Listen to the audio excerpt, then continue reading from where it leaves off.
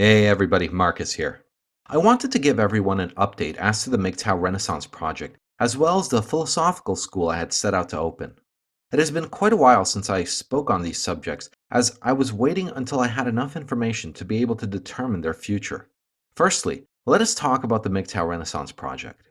The inception of this initiative was motivated by the decline of research-based content within the community. I launched the pilot program for the Renaissance project on December 18th, with a 1 month time box to wager interest. It has been a little over 2 months since then. Now I can report as to the results. I have received somewhere around 15 submissions. Of those 15, I have rejected 3 and sent 2 back for revision. I had received 1 revised version back in return. So far, I have produced 8 guest videos to date. I still have 3 scripts or so that I will be putting out as part of this pilot program. Overall, the quality of the submissions has been, well, pretty good. However, I would like to describe my experience with running this pilot program. A majority of the submissions were scripts and not videos. Only 3 of the 15 submissions were videos, and I had published all 3 of them. The scripts were of various states of suitability for recording. What I found is, though I liked the scripts and their content, I found myself in need of editing the phrasing in many of them. Though I did not change any of the substantive content of the scripts, I did find myself playing editor. This was, well, something I wanted to avoid, but considering I was receiving so few scripts quite up to the level I was comfortable publishing on my channel, I felt that the pilot would be a complete failure unless I either lowered my own standards or invested a little effort through editing. I opted for the latter option and did the editing before recording. What my experience has taught me is that a guest script will require at least 1 hour of editing, plus the 2 to 3 hours of recording, audio editing, uploading, and so on. When you add up the time it takes me to read the script to evaluate its suitability, and then reread it at least once prior to editing, then add the production time, I'm looking at no less than 4 to 5 hours of effort in producing a guest script. Now, when I compare this to a script I author myself, I get a mixed bag in terms of viability of this pilot program. Some of my scripts have taken upward of 40 hours to write, review, rewrite, and so on.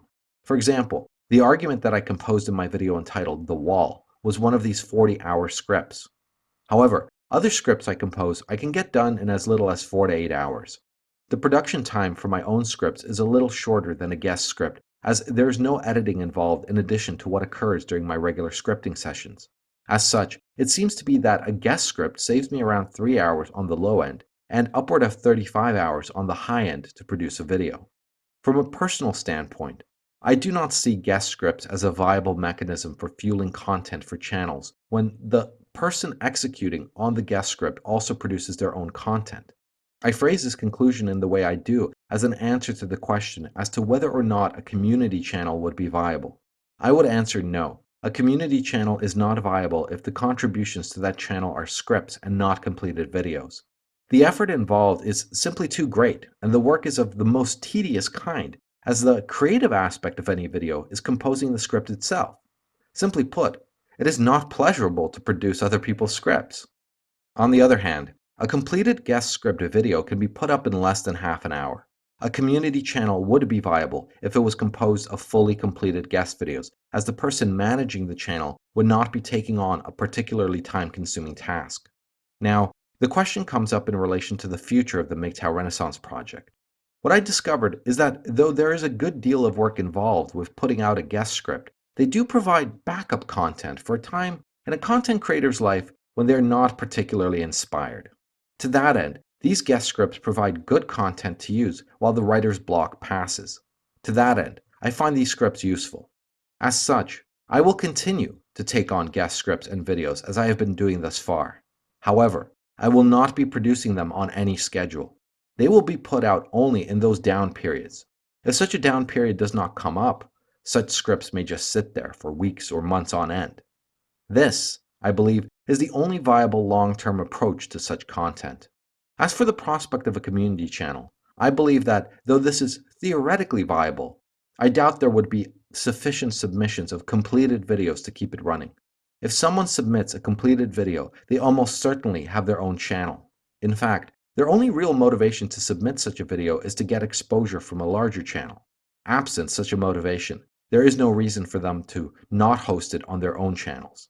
For this reason alone, I am dismissing the possibility of a community channel managed by a content creator who already runs their own channel.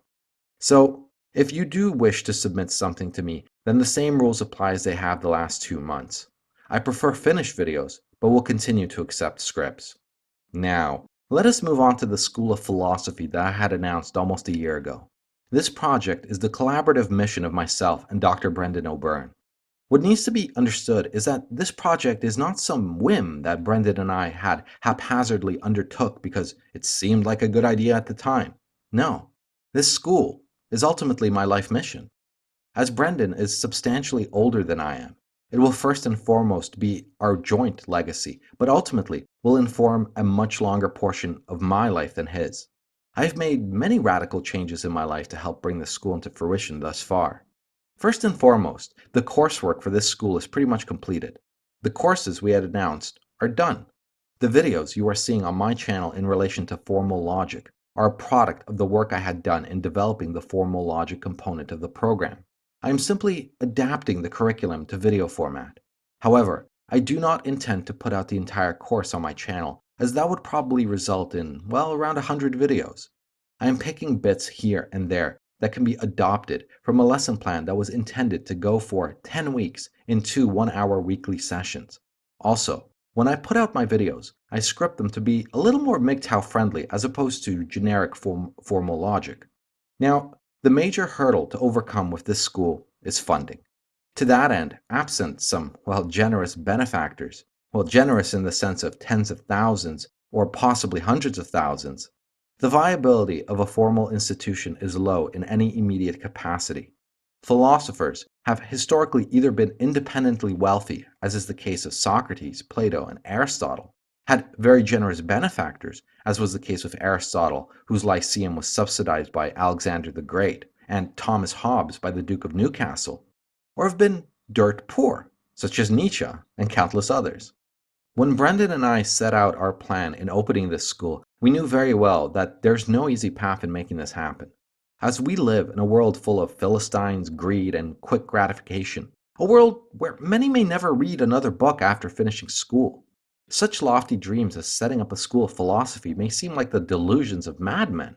Yet the very same people who scoff at such things come to find tedium in their existence, and find themselves lamenting in their old age at a life either wasted or generally unfulfilled. Yet there's still hope. Only recently a billionaire named Nicholas Berggren began investing millions into proliferating philosophy. Yet like with all philanthropic sources of money, they're surely to be raided by charlatans, opportunists, and career philosophers. These sorts of sources of funding are long shots and perhaps more appropriate for those who have grown quite effective at filling out forms and convincing others to part with their money. These are skills I do not particularly claim for myself, and as such do not see these philanthropic sources as viable for what Brendan and I intend to do. Indeed, my approach is much different. In anticipation of the funding problem, I have partnered with some acquaintances of mine in terms of starting a software company. I do not speak of this often as it is not particularly relevant to my YouTube activity. However, this is the mechanism by which I intend to fund this school. If, God willing, this startup, which was formed a year ago and has near to 10 staff at this stage and 2 offices across 2 continents, yields the sort of payoff I need to bring the school into being, then I will be one step closer to actualizing my mission. I have moved countries once already as part of running this business. Soon enough, I will be making an extended visit of several months to India to continue expanding operations. I will continue to do what I need to do until this company either fails, and I am forced to reevaluate, or it succeeds, and I can finally close the chapter of my life that involves software development. As such, the school is ticking along to the level it can given the resources at hand. There are no immediate plans to begin teaching.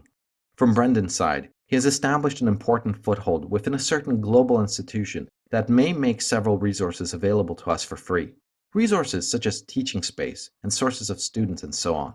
All viable angles are being actively explored, but unless through some miracle a generous benefactor appears, this project's progress should be measured against a lifetime. If anything significant develops in relation to the school, I will let you all know. Otherwise, I might give a yearly update as to what has transpired. There is one more thing I would like to talk about in this update. This is again in anticipation of my school. I plan on slowly transitioning into the educator and counselor role as part of my own development. This ought not to be interpreted as me only at this stage beginning to experiment with such things. Indeed, I have been engaged in such activities in one form or another for years now. However, they have all been fairly accidental and sporadic. What I wish to do is begin offering philosophical counseling sessions. There are countless men who suffer from one existential malady or another that can be dealt with through philosophical counseling. Alternatively, I can in turn also offer private lessons in philosophy for those who wish to seriously and actively throw themselves into the subject. As these are ultimately the sort of activities that I find rewarding and have every intention to devote the remainder of my life to, I've decided to begin now.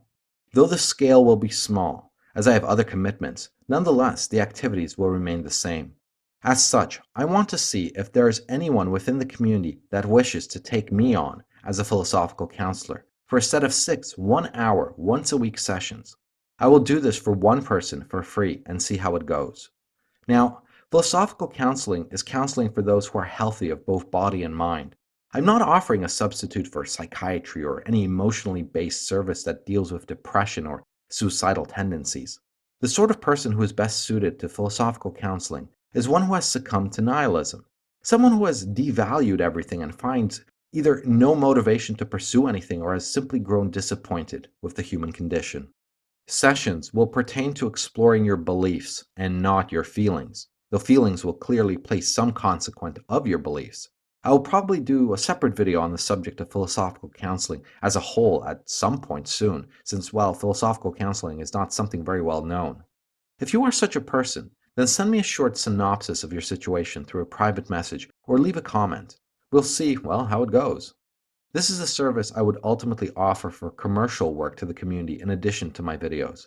If, on the other hand, you are interested of taking me on as a philosophy tutor, I am willing to take on one student at the moment. This would not be a free service. If you are interested, please private message me and we can go over your learning objectives and my rate. Though you can learn a great deal by simply watching my videos and reading on your own, you will gain substantially more through engagement with a tutor. Trust me. Now, I hope that this update helps to resolve any curiosity as to what has come of the things I spoke of so passionately about in the past.